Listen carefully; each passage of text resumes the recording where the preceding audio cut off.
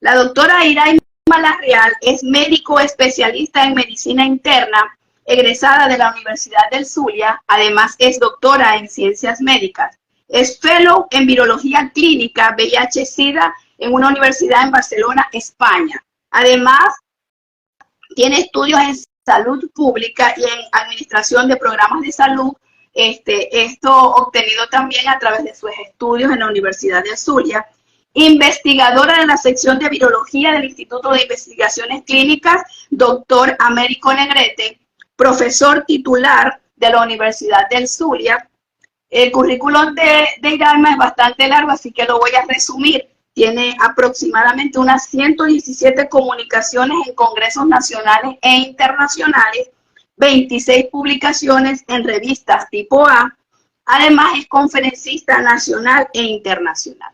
Por todos estos motivos, pues nosotros hemos querido invitar a la doctora Iraima para conversar sobre este flagelo que desde hace mucho tiempo viene azotando a la humanidad y que durante un tiempo se consideró como una peste, ¿verdad, doctora Iraima? Así es, ya 40 años de eso.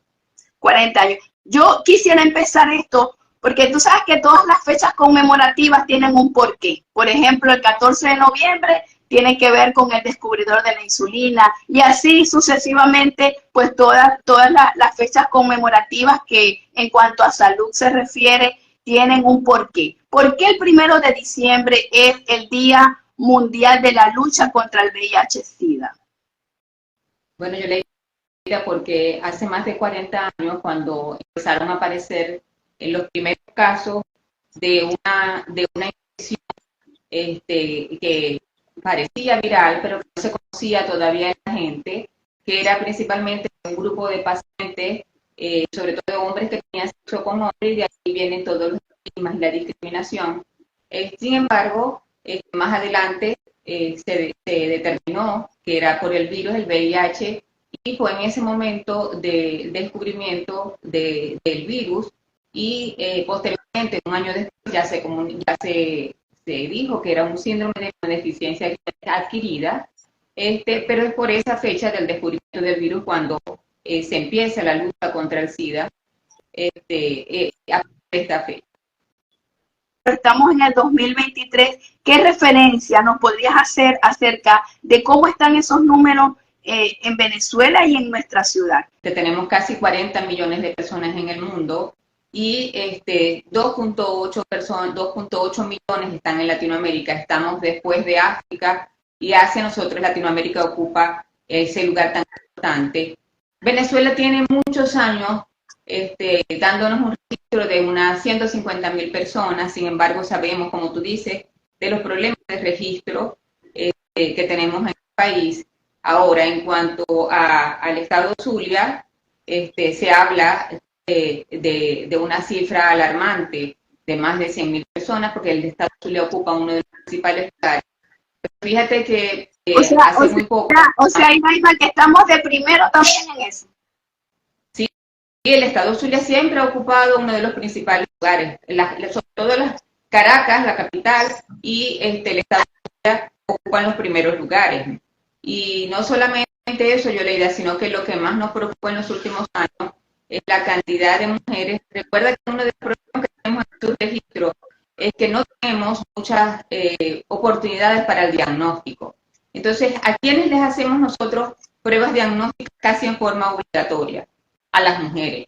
¿Por qué? Por el embarazo, para evitar la transmisión materno-infantil.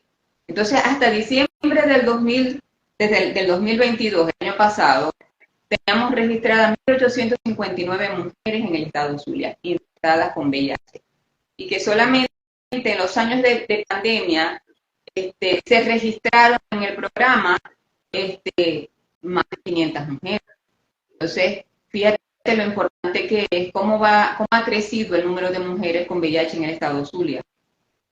Mira, esas cifras son preocupantes, ¿no?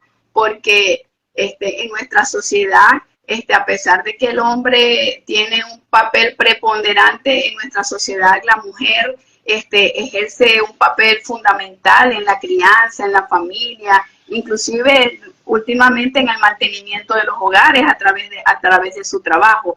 Y por supuesto, al ser cabeza de casa y tener enfermedades de este tipo que comprometen realmente la calidad de vida de quienes las padecen, pues es preocupante esa situación. Y en cuanto a ese grupo de mujeres que estás refiriendo, ¿cómo estamos con respecto a accesibilidad al tratamiento? Ya nos comentaste la dificultad de la accesibilidad al diagnóstico. Y en la accesibilidad al tratamiento, ¿cómo nos encontramos en este momento?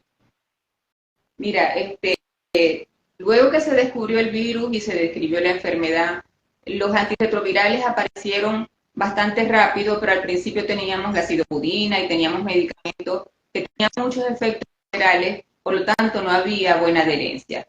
Sin embargo, los últimos tratamientos tienen pocos efectos adversos, son muy bien tolerados, sin embargo no se trabaja mucho con la tolerancia. Por la mujer, porque la mujer acostumbra a preocuparse por todo el mundo, pero muy poco por sí misma. Entonces, a veces vemos, a pesar de que hay buen acceso al tratamiento, en el 2017-2018 hubo un déficit de antirretrovirales en nuestro país y muchos pacientes tuvieron que esperar porque no había antirretrovirales. Pero desde hace algún tiempo no nos han faltado los antirretrovirales. Sin embargo, un problema que tenemos es que la mujer, precisamente, también el hombre, pero la mujer vemos que abandona el tratamiento, que no hay buena adherencia, se le indica cuando están embarazadas. Y ella lo toma, lo cumple perfectamente, pero una vez que ya haya el alumbramiento, al poco tiempo vemos que las mujeres abandonan el tratamiento, nos llegan después en fases avanzadas de la infección, en fase SIDA, hay mortalidad materna y orfandad, que es lo más triste.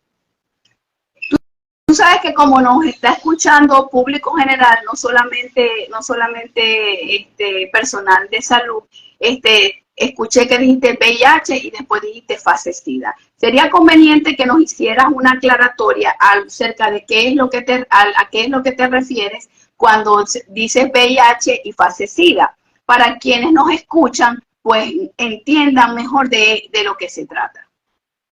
Sí, Yoleira, no es lo mismo tener VIH que tener SIDA. Tener el virus de inmunodeficiencia humana, que es el VIH, también conocido como HIV por sus siglas en inglés, es la infección por el virus. Y no es lo mismo que tener SIDA, porque la infección tiene varias fases. Una fase inicial, que es la primera infección, el primer mes cuando recién está infectado, y allí se asemeja a una infección viral cualquiera, con fiebre, dolores musculares, dolores articulares, ganglios, sobre todo en la región de cuello.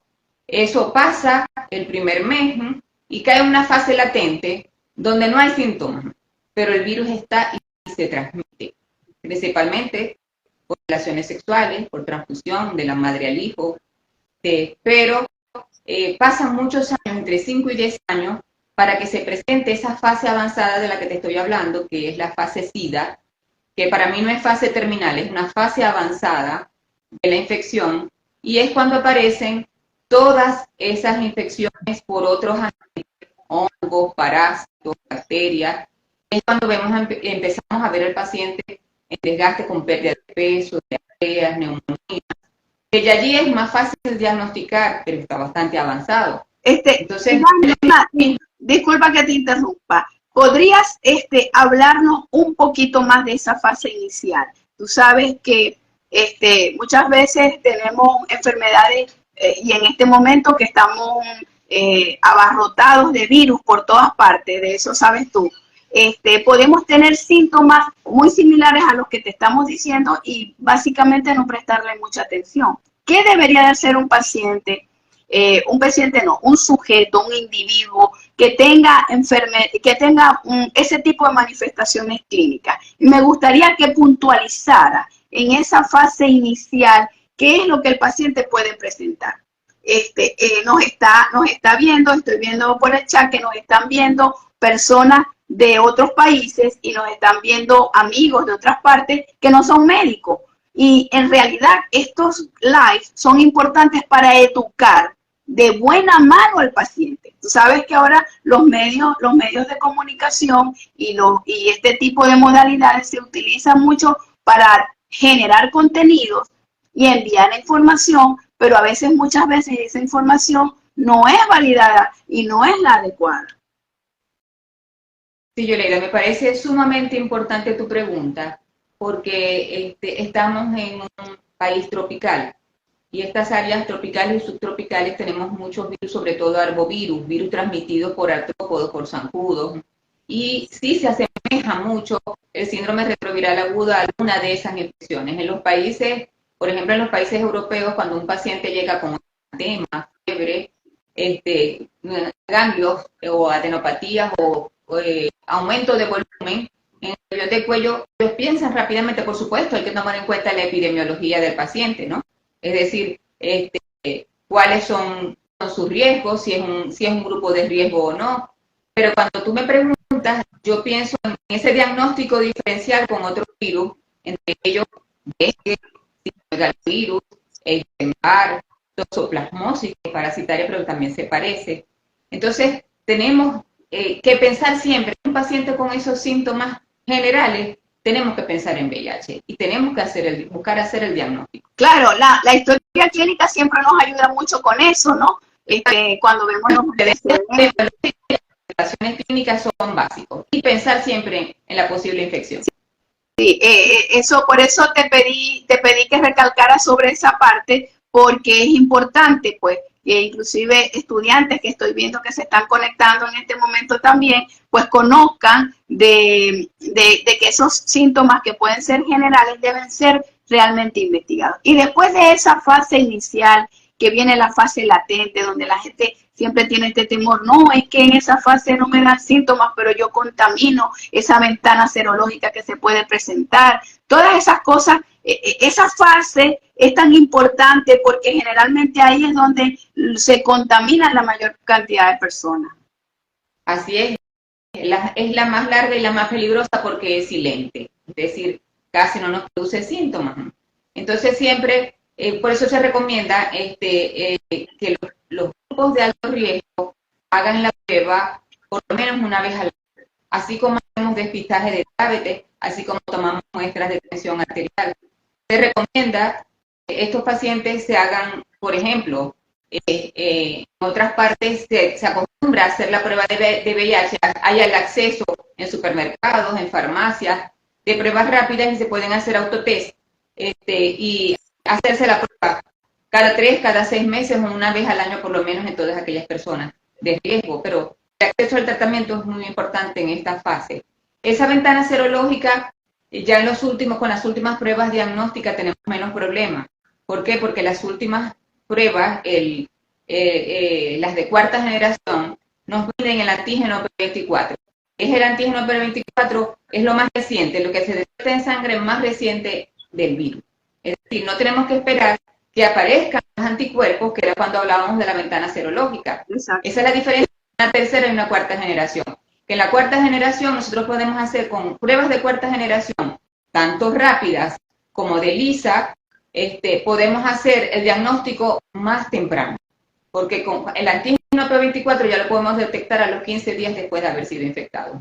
Y estas pruebas tenemos accesibilidad a estas pruebas acá en Venezuela, en Maracaibo específicamente. Mira, sí, en los laboratorios privados ya están bastante accesibles y por eso nosotros lo ideal sería que la población tuviera acceso a pruebas rápidas y gratuitas en diferentes partes. Es decir, que como en otras partes del mundo, dice puntos de chequeo, puntos de diagnóstico gratuito en la comunidad, en los ambulatorios, en las farmacias, en las instituciones universitarias. Por ejemplo, nosotros tenemos 8 años en el Instituto de Investigaciones Clínicas Dr. Américo Negrete, haciendo para los jóvenes que son un grupo de riesgo, haciendo detección temprana, para que los muchachos gratuitamente puedan acceder a esas pruebas y hacer su diagnóstico temprano. Queremos también que estas pruebas no las tengamos solamente para el 1 de diciembre, sino que sea permanente, que tengamos un punto de chequeo, un punto de control gratuito en la facultad, donde, por ejemplo, todos los lunes de 8 a 10 de la mañana nosotros tenemos de que los jóvenes puedan en forma gratuita acceder a las pruebas diagnósticas. ¿Quiénes son considerados personal de alto riesgo? Yo diría que de riesgo somos todos, pero de alto riesgo para padecer HIV. Sí, claro que sí. Hablamos de que las principales vías de transmisión son sexual, las transfusiones con hemoderivados son las principales, y a través de matriz infantil tendríamos que enfocarnos en esos grupos, ¿no? Entonces, ¿cuáles son los grupos? Si estamos hablando de transmisión sexual, tenemos que hablar de trabajadores sexuales como grupo de riesgo, tenemos que hablar de hombres que tienen sexo con hombres porque se ha demostrado que tienen mayor riesgo, la mujer infecta menos que el hombre, la vía a través del coito anal, por supuesto, que es más claro, mayor. La mucosa no está preparada para eso. Entonces ya eso está demostrado, pero cuando tú me hablas de riesgo, yo te diría todos los jóvenes en riesgo, todas las personas que tienen relaciones sexuales, sobre todo si no es una pareja, por eso siempre le llamo la fidelidad, son parejas no conocidas. Le digo a los muchachos, cuando tienen una relación sexual, lo tienen también con todos los que han tenido esa persona. Entonces, siempre los valores fundamentales de la familia, siempre es una buena prevención para eso, ¿no? Pero, como tú dices, siguiendo la pregunta de los grupos de riesgo, todos somos de grupos de riesgo, y el personal de salud muchas veces tiene accidente laboral, no busca hacer una prueba diagnóstica, no busca tratamiento antirretroviral, la profilaxis post-exposición. Es difícil que las personas accedan a eso. Está en la mayoría de las emergencias de las instituciones públicas y privadas, sin embargo, cada rato vemos cómo llama a alguien que tuvo un accidente, que me pinché, que debo hacer, y eso es bastante frecuente. Cuando se comenzó con el SIDA, aquella joven que salía con muchos tatuajes, ¿no? Yo siempre le digo a los muchachos, cuando ustedes tienen relación con otras personas, están así, quedan como tatuados, o sea, no tienen relación solamente con esa persona, sino con todas las parejas anteriores de esa persona. Por eso comparto plenamente contigo que los valores familiares y la información, la educación, debemos de quitarnos un poco esa darrera. Los muchachos salen a la calle, tú tienes hijos, yo tengo hijos, salen a la calle y se enfrentan a una realidad. Entonces hay que darles información para que sepan cómo protegerse de enfermedades como esta. De todos esos grupos que me mencionaste, ¿cuáles son los grupos que en nuestra región están más afectados? ¿Serán como se pensaba antes, que eso era nada más una enfermedad de homosexuales? No, estamos seguros que no, Yoleida. Sigue siendo el mayor grupo de riesgo, sigue siendo el mayor porcentaje, pero como te decía, el grupo de mujeres está igualando al número de hombres. Es más, en algunas oportunidades hemos tenido más mujeres que hombres. Quizás sea porque se hacen más pruebas diagnósticas, porque es obligatorio en el embarazo. Sí, y tendríamos como menos subdiagnóstico al tener que, por ejemplo, someterse a mayor cantidad de pruebas. Pero es alarmante, es preocupante esa situación, que realmente uno de nuestros grupos más vulnerables sean las mujeres. Y yo te hice esa pregunta con toda la mala intención, ¿no? Porque seguimos escuchando a las personas hablando de que esta es una enfermedad de homosexuales. Y entonces, como yo soy heterosexual, a mí no me va a dar eso. Eres heterosexual, pero tienes 3 parejas, aparte probablemente de tu pareja en tu casa, tu esposa o tu pareja fija, parejas extras adicionales, y esos individuos corren un mayor riesgo que inclusive que las personas que puedan ser homosexuales y tengan una conducta más, desde el punto de vista sexual con una sola pareja, etcétera. ¿Hay alguna relación o de lo que tú has revisado de la cantidad, por ejemplo, de esas personas de alto riesgo, cuánto número de parejas pueden haber tenido antes de infectarse, o algún promedio en esa relación? o tenemos un grupo que de repente con un solo contacto pudo haber quedado contaminado con la enfermedad. Sí, Yolanda, no hay duda de que con un solo contacto puedes afectarte, de eso no hay duda. Pero sí, cuando hacemos las encuestas, que preguntamos una pareja, dos parejas, más de dos parejas, la mayoría han tenido más de dos parejas. Y tu pregunta no me parece malintencionada, me parece muy buena intención, porque es muy importante seguir resaltando eso al público, de que una enfermedad, de que no es infección, de hombres que tienen sexo, que cualquiera de nosotros puede estar expuesto a la infección por VIH, y que por eso se debe hacer diagnóstico temprano para no tener la enfermedad, para no tener SIDA. Oportunidad que tienen los pacientes con el diagnóstico, porque anteriormente un paciente que se diagnosticaba con VIH y que desarrollaba síndrome de inmunodeficiencia adquirida, le hacíamos como la cruz. Decía, bueno, ya le falta poco, porque le dio SIDA y se va a morir. Y eso es otra cosa que tenemos que cambiar con información en nuestra población, porque muchas veces se niegan también al diagnóstico o ocultan el diagnóstico porque piensan que no tienen opción, que no tienen posibilidades de recuperación, y pues conocemos que no solamente hay tratamientos efectivos, sino que se sigue investigando en el área de tratamiento para VIH-Sida. Yolanda, cuando hace 40 años, cuando se diagnosticaba un paciente por VIH, muchos inclusive se suicidaban porque sabían que iban camino a una muerte muy, muy difícil. Ese panorama cambió totalmente. Actualmente tenemos antirretrovirales excelentes y Venezuela cuenta con tratamientos antirretrovirales de última generación, mejor que el que tenemos inclusive en países vecinos. El doctor Esparza me decía en su reciente visita que no es porque Venezuela tenga los mejores tratamientos antirretrovirales, porque no tenemos mucho acceso a las pruebas de seguimiento. Las pruebas de seguimiento son la carga viral y la subpoblación linfocitaria. Y si nosotros no tenemos cómo medir la efectividad del tratamiento, tenemos que tener las mejores. Tenemos de las mejores. Cuando tú me dices, hablas de esa fase que anteriormente es una fase terminal. Mira, aún diagnosticándolos en fase avanzada, fase SIDA, podemos revertir el cuadro, porque los antirretrovirales los regresan a ser infectados, por eso ya decíamos es una condición, no es una enfermedad. Tenemos excelentes antirretrovirales y están disponibles gratuitamente. Entonces no hay excusa para buscar el diagnóstico, para buscar el tratamiento, y una vez que el paciente está recibiendo el tratamiento, se hace indetectable. ¿Qué quiere decir indetectable? Que no se detectan partículas virales en sangre, eso es lo que mide la carga viral. Y cuando no se detectan virus en sangre, quiere decir que detectable es igual a intransmisible. Es decir, que ni siquiera lo transmiten a pesar de la infección. Alguien anotó por aquí, envió un mensaje por aquí, que es que anteriormente, o no sé si colocó anteriormente porque pasó rápido la información, pasó rápido el mensaje, que cuando se hacía el diagnóstico de VIH-Sida, inmediatamente esa persona era rechazada por la sociedad.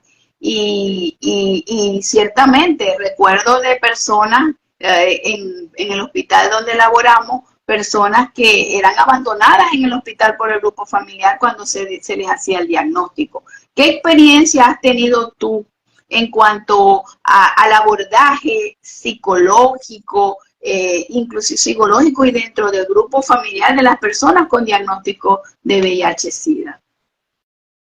La Violeta sin duda ha cambiado. Son recuerdos dolorosos de aquella cama del piso 10 de medicina interna del Hospital General del Sur donde nos formamos, porque como dices, generalmente eran pacientes abandonados que teníamos que buscar trabajo social porque tenían una cama que estaba ocupada durante muchos meses por el abandono de esos pacientes. Hoy en día, con el avance del tratamiento, con el diagnóstico un poco más temprano, las cosas han cambiado. Sin embargo, todavía hay mucha discriminación, hay mucho estigma, inclusive el mismo paciente lo hace. A veces no busca el tratamiento por no tener el riesgo de ser visto en un sitio donde hay consulta de VIH, o no quiere ser visto donde se va a realizar el tratamiento. hay una autoestigmatización y eso a veces pide el buen acceso al tratamiento. Sí, eso es cierto.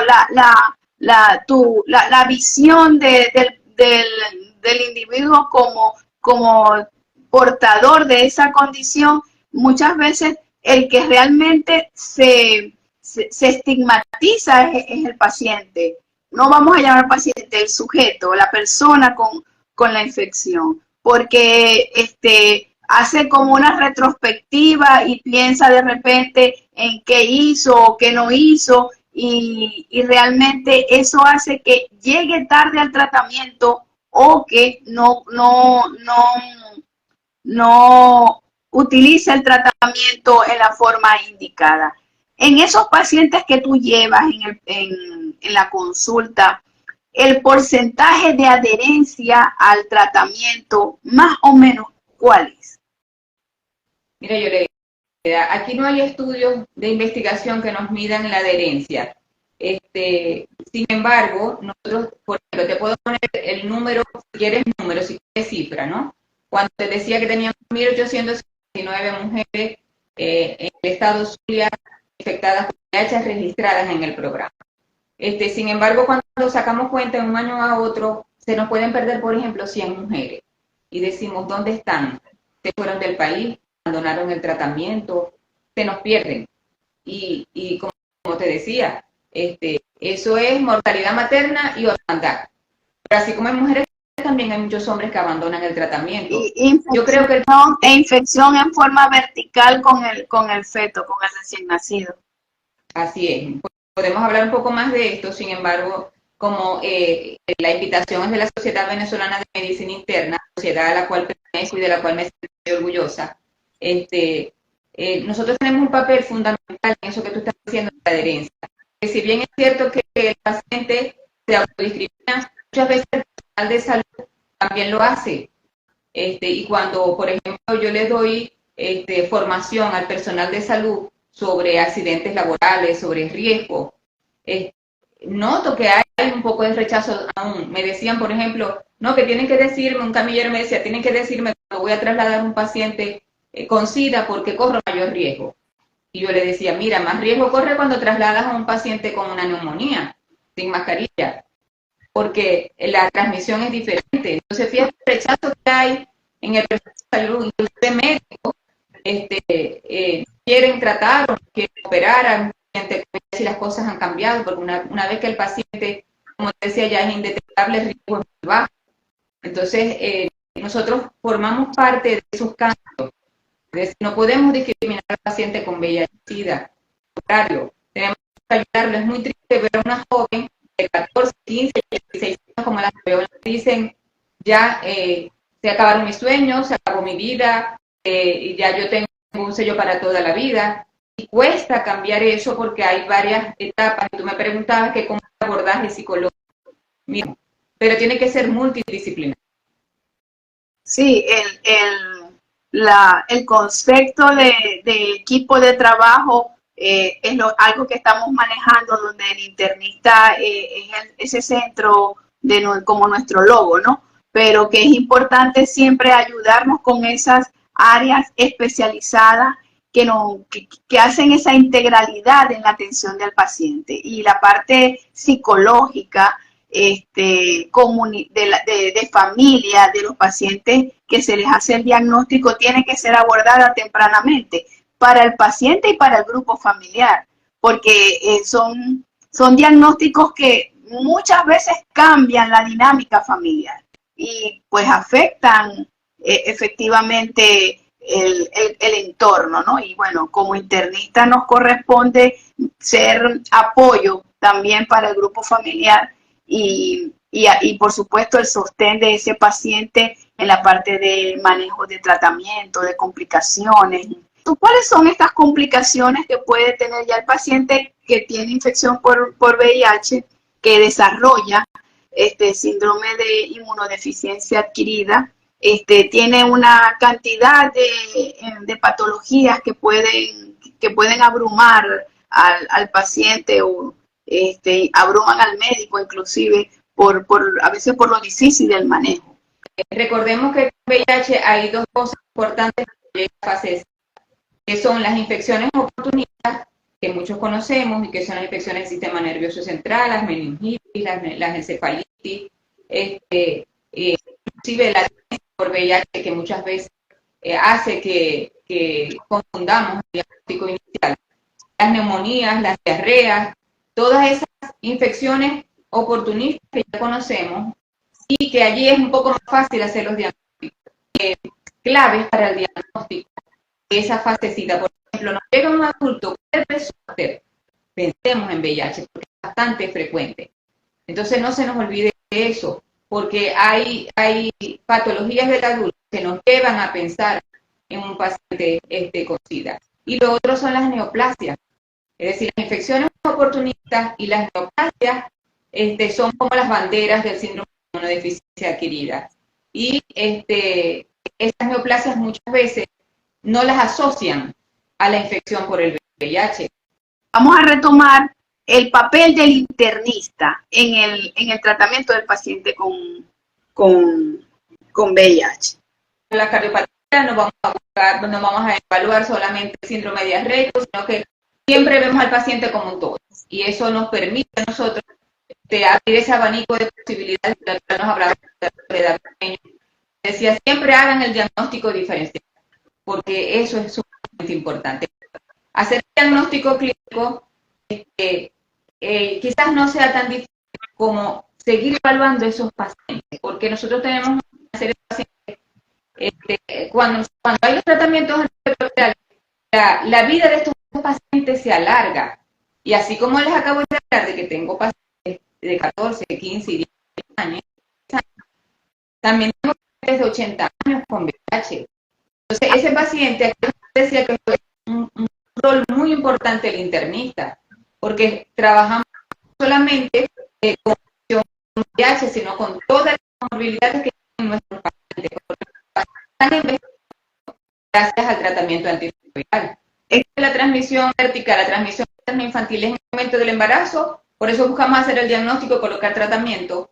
En el momento, el segundo punto importante, la segunda oportunidad es en el momento del trabajo del parto, y por eso estas pacientes, una vez que se diagnostican, el alumbramiento es por cesárea. Porque en nuestro país se hace así, porque no tenemos las pruebas de seguimiento de carga viral poblacional, ¿no? Y se prefiere que se haga el alumbramiento por cesárea.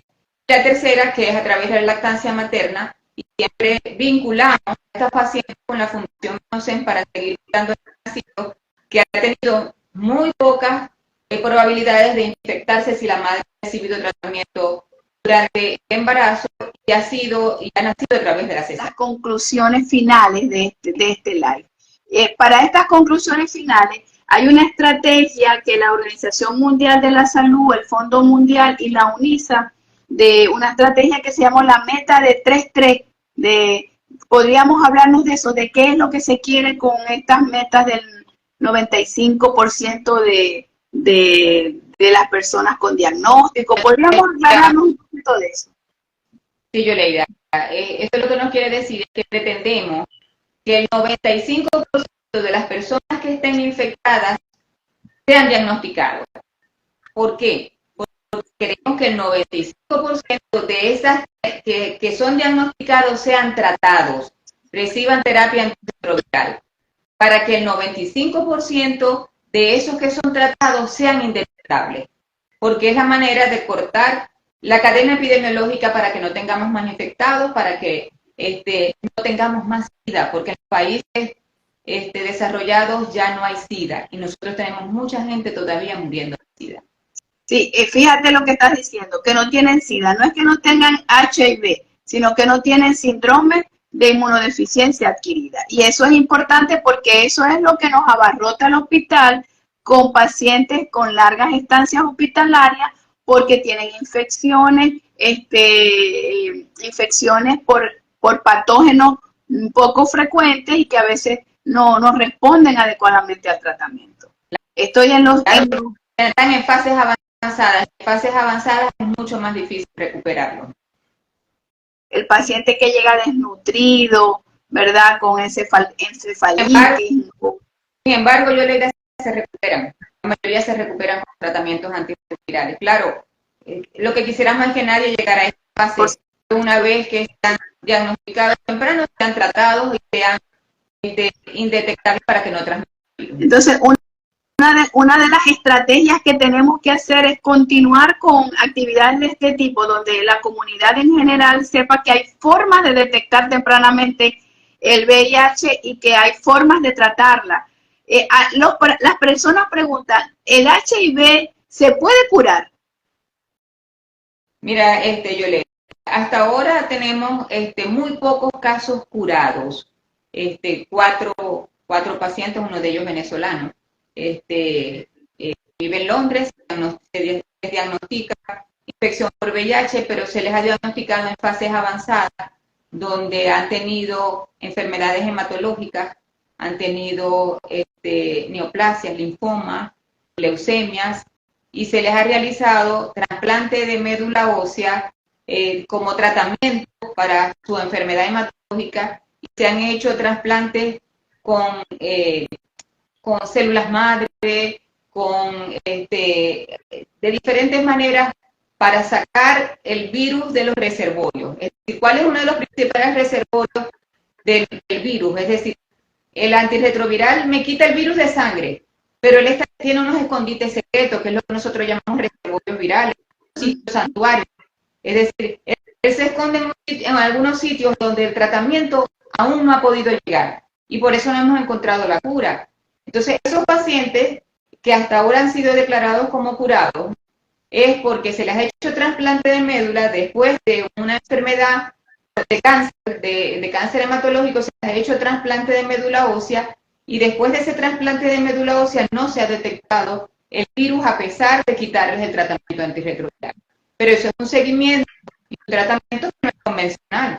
Entonces, hasta ahora no tenemos cura para VIH. Tenemos algunos pacientes curados, pero no tenemos cura. No tenemos vacunas todavía. Por eso es que nuestras metas principales siguen siendo la educación, la prevención, el diagnóstico, entre más temprano mejor. Y por eso, como tú me decías, en España yo les decía, ¿qué estrategia tengo que usar yo? Porque podemos dar educación en masa, podemos dar educación en pares, es decir, los jóvenes educan a los jóvenes, lo hacemos a través de las redes sociales. ¿Qué creen ustedes que es nuestra clave para no tener más SIDA como ustedes? Y me decían, hacer diagnóstico, hacer pruebas diagnósticas, diagnosticar y tratar tempranamente. Porque así no vas a tener. O sea que una estrategia buena una estrategia a utilizar podría ser estas actividades que como la que hiciste hoy con el autotesteo con una prueba rápida por ejemplo, la hiciste en la Facultad de Medicina, pero que se pueda hacer inclusive como algo que pueda impulsar la Sociedad Venezolana de Medicina Interna, lograr hacer eso en farmacias, en lugares donde van muchas personas, hacer como un movimiento masivo, interesante, no solamente con la información, sino con la posibilidad del testeo rápido, que por aquí preguntaban también que si las pruebas rápidas, las que existen en las instituciones de salud, pueden diagnosticar tempranamente antes de que se manifieste la enfermedad. Y ya tú habías dicho que sí, que teníamos pruebas que eran de buena calidad y que con esas pruebas pues se podía trabajar bien la parte diagnóstica. Sin duda alguna, Yolanda.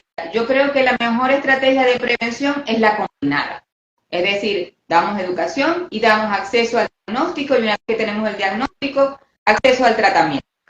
Existen otras estrategias de prevención. Tenemos que se está discutiendo a nivel mundial el tratamiento preexposición y el exposición, pero la profilaxis preexposición es un tema aparte que tendríamos que discutir, que tiene sus aristas.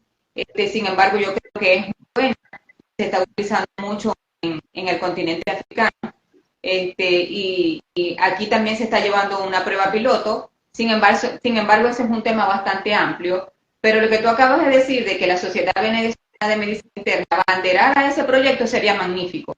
Y cuando yo hice hace algunos años el primer punto de chequeo, el primer punto de diagnóstico en la facultad, he querido hacer lo que sea permanente. Sin embargo, las dificultades para conseguir suficientes reactivos para que esto sea continuo es lo que nos ha limitado.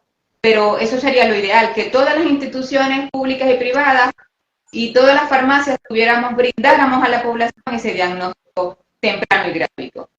Porque actualmente tenemos pruebas rápidas, anteriormente dudábamos mucho de las pruebas rápidas y siempre nos íbamos para las pruebas de ELISA, pero actualmente tenemos pruebas rápidas de muy buena. Exacto, excelente. Y bueno, y eso nos da mayor certeza en los diagnósticos tempranos. Yoleida, yo siempre digo que Dios me llevó por este camino, que yo quería ser médico internista, pero en mi vida profesional siempre he tenido mucho contacto con epidemias. Siendo médico rural tuve la epidemia de encefalitis equina venezolana, después dengue, zika, chikungunya, pero siempre había pacientes VIH en ese camino de mi profesión. Y por algo fue, y yo lo he abrazado como un camino a seguir, porque yo creo que estos pacientes necesitan mucho. Y siempre le digo a los estudiantes, a los pacientes, que una de las mejores estrategias de prevención es esta. La prevención está en el hogar, los valores que nos da la familia. Lamentablemente, el país, tenemos muchas familias articuladas, eso me preocupa a futuro, porque nuestros muchachos a lo mejor no están recibiendo esos valores familiares, esos valores morales que nos protegen de enfermedades como esta. Pero siempre tenemos que tener esperanza, siempre tenemos que tener fe y estar unidos. Es decir, si tenemos la Sociedad Venezolana de Medicina Interna, tenemos el Instituto de Investigaciones Clínicas y tenemos las diferentes instituciones y tenemos otras que también están en acción contra el VIH, tenemos que unirnos para seguir accionando, para seguir trabajando contra este flagelo que ha diezmado la humanidad y que COVID fue aparatoso porque es un virus rápido, un virus agresivo y que perdimos mucha gente. Pero si comparamos con las estadísticas de 40 años perdiendo vidas por el VIH, porque él lo hace lento e inteligentemente, pero se lleva muchas vidas también muy valiosas. Entonces, invito a todos, no solamente a los pediatras, a todo el personal de salud, para que nos unamos y viendo esa imagen, siempre tengamos esperanza y siempre miremos en cada uno de los pacientes con enfermedades crónicas una cruz que llevan y que nosotros tenemos que ayudar a cargar. Te agradecemos infinitamente que nos hayas acompañado en este espacio. Yo sé que vas a seguir acompañándonos en otros espacios y bueno, roguemos al Niño Jesús que podamos tener unas ventanas abiertas para esos proyectos en donde podamos no solamente difundir la información en forma masiva, sino que podamos hacer esos testeos en forma masiva para el bienestar de toda nuestra población zuliana. Quiero enviarte un beso y un abrazo desde acá, desde nuestros espacios, y agradecerte nuevamente tu participación. Gracias, Yoleida, son bien recibidas, gracias por la invitación y siempre estoy a disposición, tanto tú como yo como profesora sabemos que es importante llegar a una persona o a 100 o a 1000, lo hacemos con la misma dedicación con el mismo.